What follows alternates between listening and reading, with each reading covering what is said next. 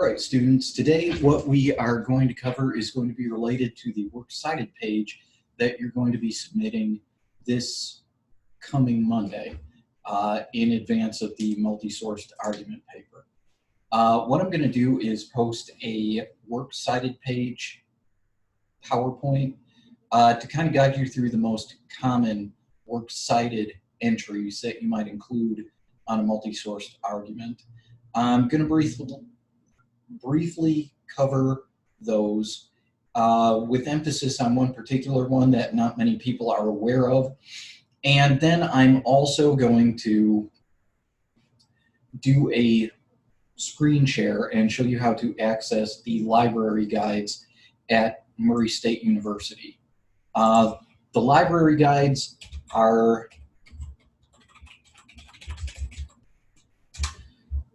course specific.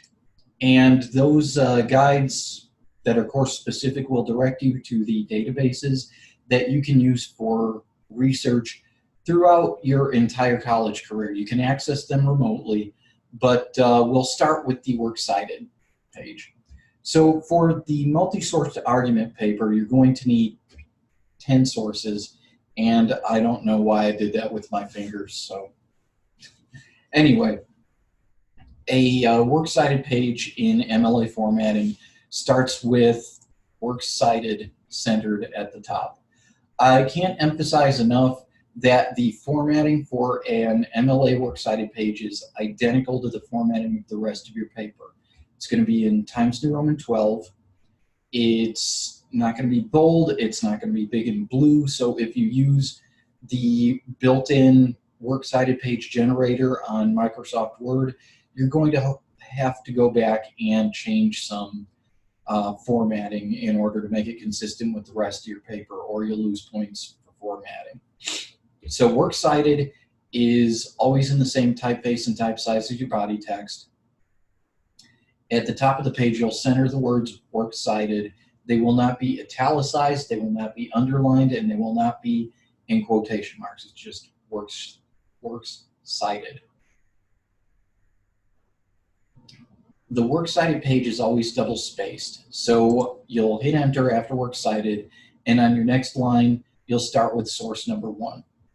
Whatever the first word or words of your works cited entry are will determine the order it lands in your works cited page, because the works cited page is alphabetized.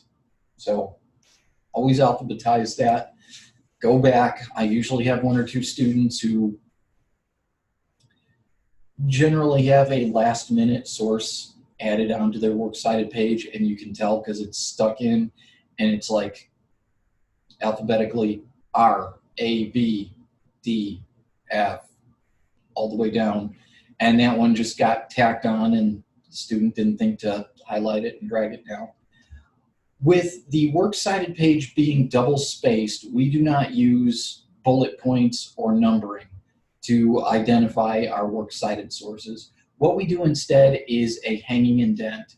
So the first line of your works cited entry is always flush left with that left margin. Every line in that same entry that comes after that first line is indented, so it comes in with the continuing lines. You don't indent the first line and then have the rest of the lines flush left. That's backwards, and I will point that out. And that's part of the reason why we do these ahead of the multi-sourced argument. It's so that you have a chance to correct it and get as many points as possible. But we use hanging indents. For Microsoft Word, you hold down Control and hit Tab at the beginning of the line that you want to do the hanging indent on. For other OSs, I'm just not familiar. You're just going to have to Google it. I know with Google Docs, it is different. I think it's something you highlight the text and you go into a menu.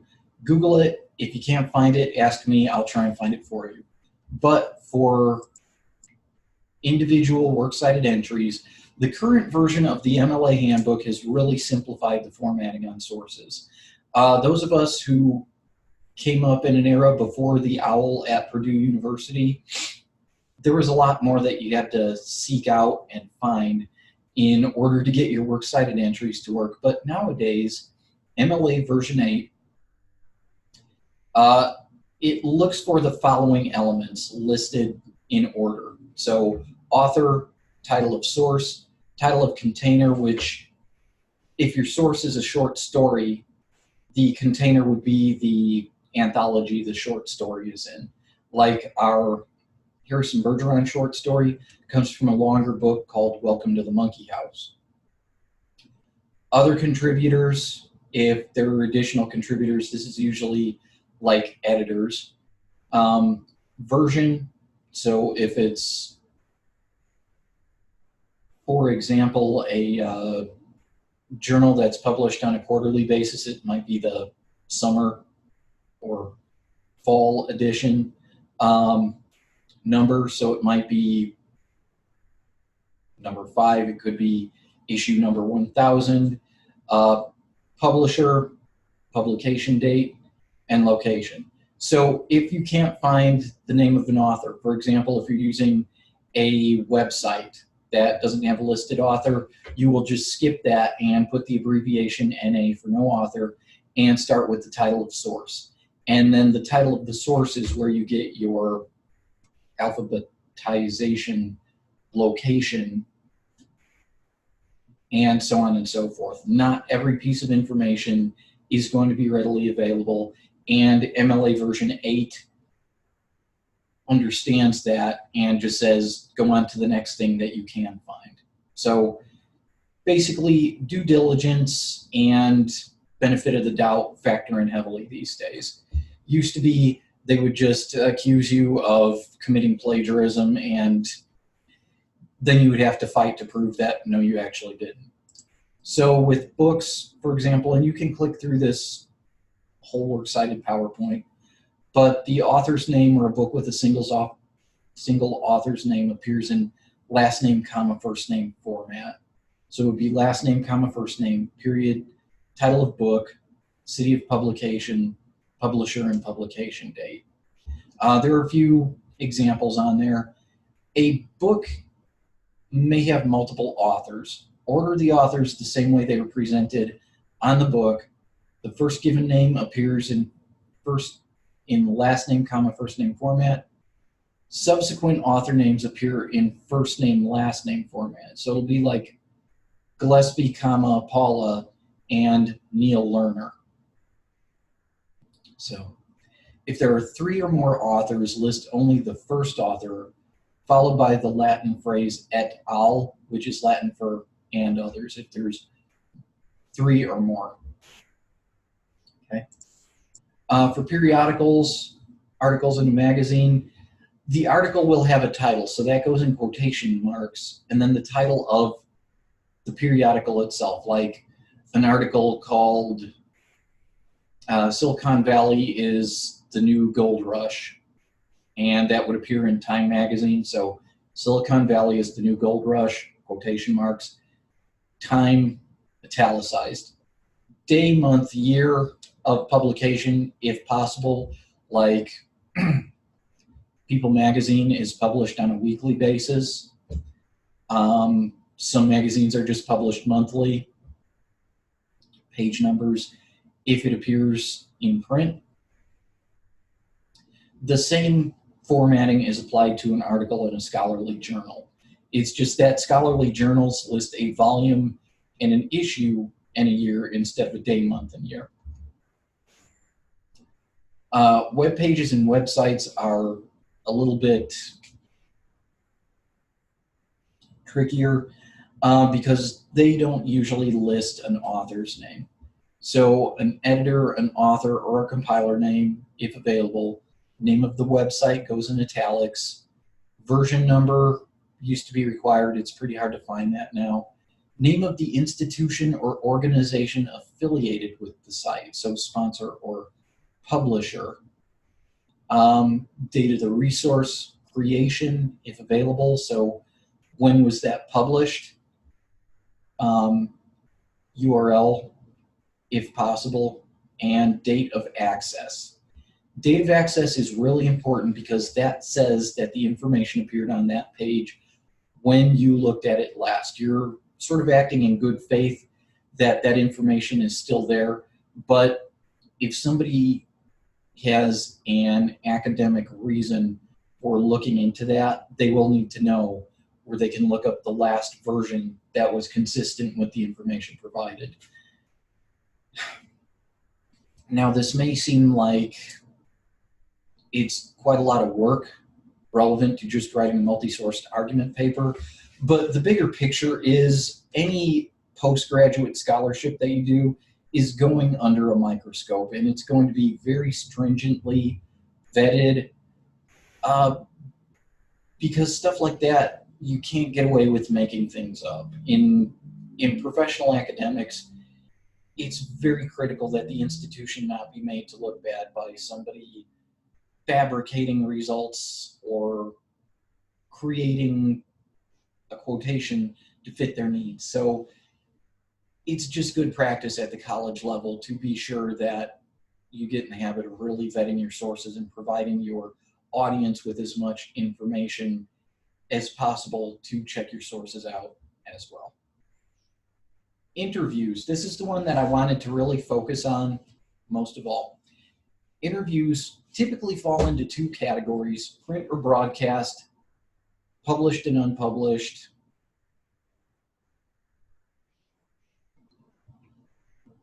Okay, I guess I'm an idiot. I wrote something there that even I don't understand how to read.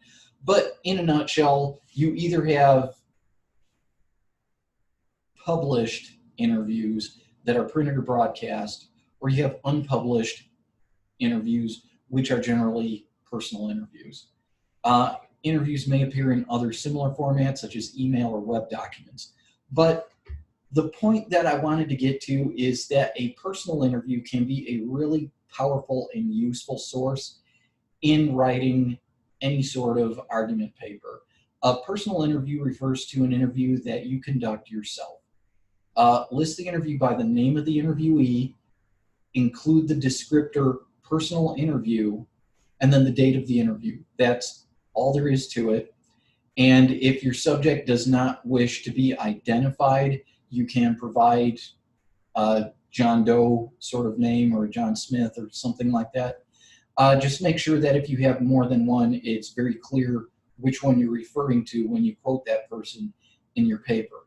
But a personal interview is typically any person who has maybe an expertise in the field or something relevant to say. If,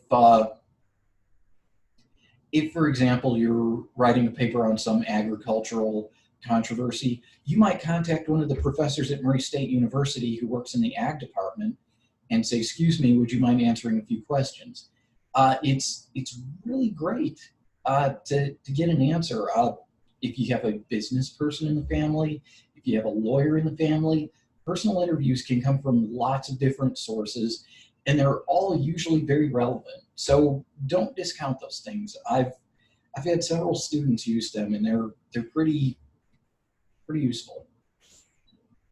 Music can also be used. You can definitely quote a song, so the artist name goes first, title of song goes in quotes, then the title of the album is italicized, and then the publisher. Paintings and visual art also get to be used. I mean, you can incorporate graphics into a multi-sourced argument paper. There's nothing wrong with that at all. The standard rule of thumb is that if it's larger than 40% of the page, it goes on its own page, and you create a little,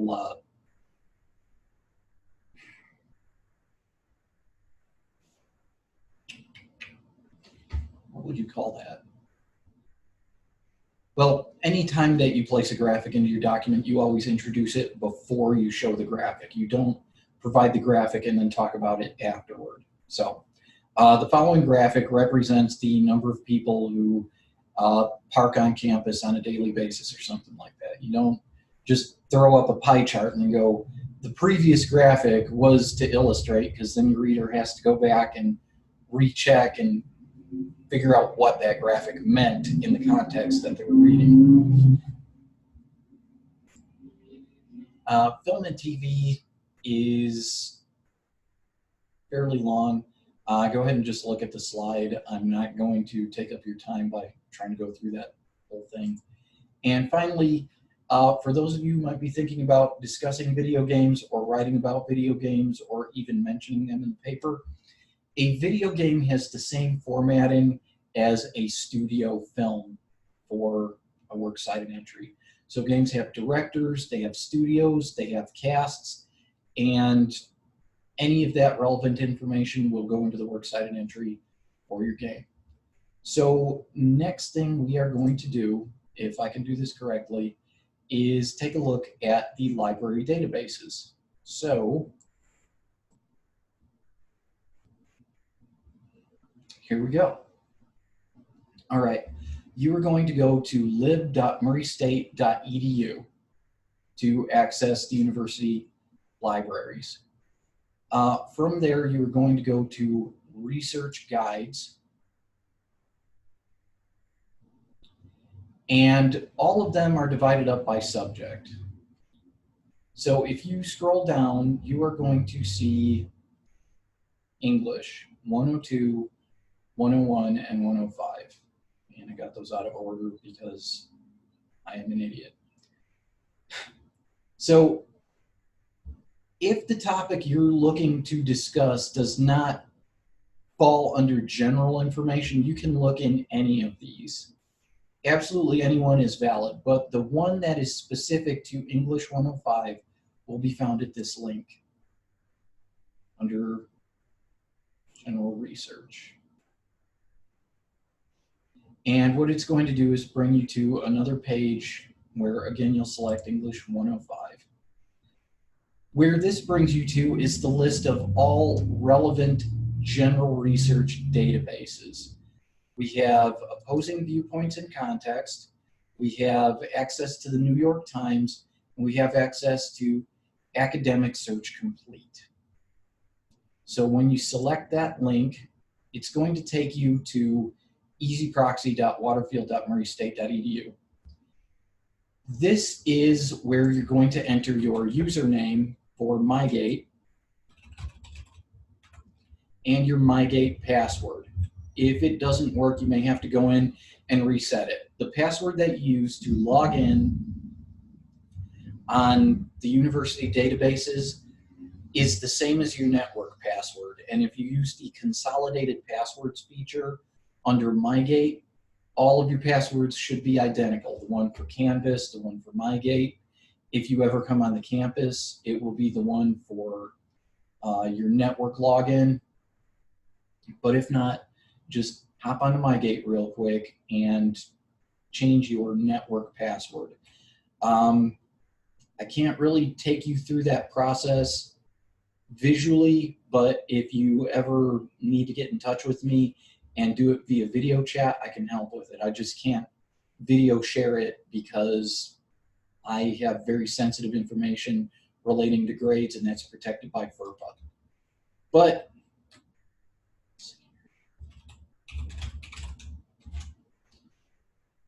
enter that password. Okay.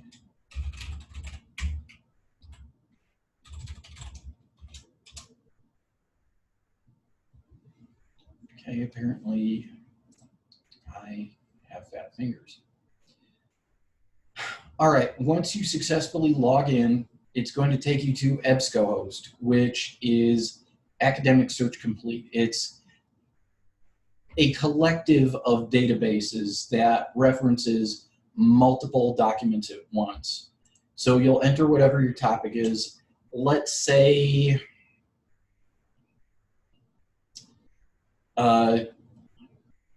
we're going to write our paper on drug abuse. So we're going to select it and search. Now, what has happened is that we have turned up 76,109 sources. We only need 10. Furthermore, it is looking at everything that it could possibly look at on here.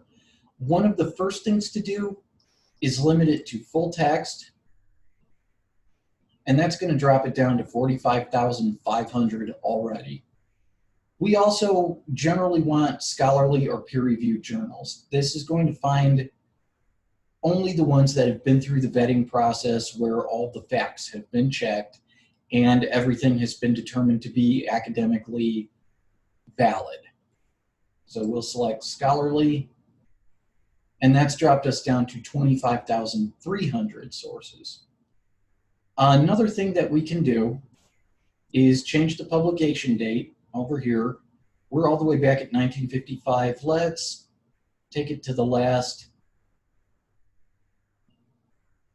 20 years.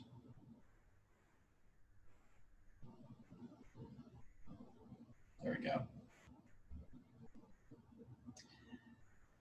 Now, we definitely know that around the Reagan administration, any of us who grew up in the 80s are going to remember all of the just say no and things like that, because during that era, there was a lot more drug abuse and there was a lot more attention on preventing drug abuse. So we're only going to drop down to about 22,000 sources. But if we look at our source types, we're going to find that a lot of academic journals, 22,000,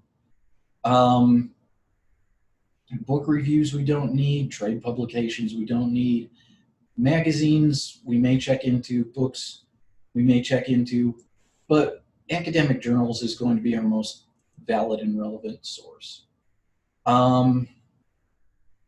If we want to drill down any further, we can go by geography, only in the United States. So we've taken ourselves down from over 75,000 sources to 1,812 in just a few clicks. And we can still limit it some more. We can do it by state, we can do it by language. We're going to eliminate only 4. We can do it by publication. We can limit it to the American Journal of Drug and Alcohol Abuse, American Journal of Public Health, JAMA. There's only 74 sources there. And suddenly we have a manageable number of sources. We can also use Boolean options like and. So drug abuse and baby boomers.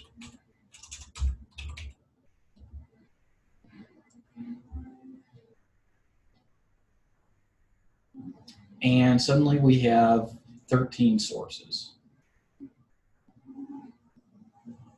And so this is one way of making great use of the library databases.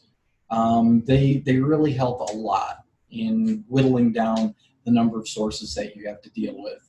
Because the first 10 aren't always the best 10, but having to sift through 75,000 sources is really time consuming. One other source that you can check into is going to be opposing viewpoints in context.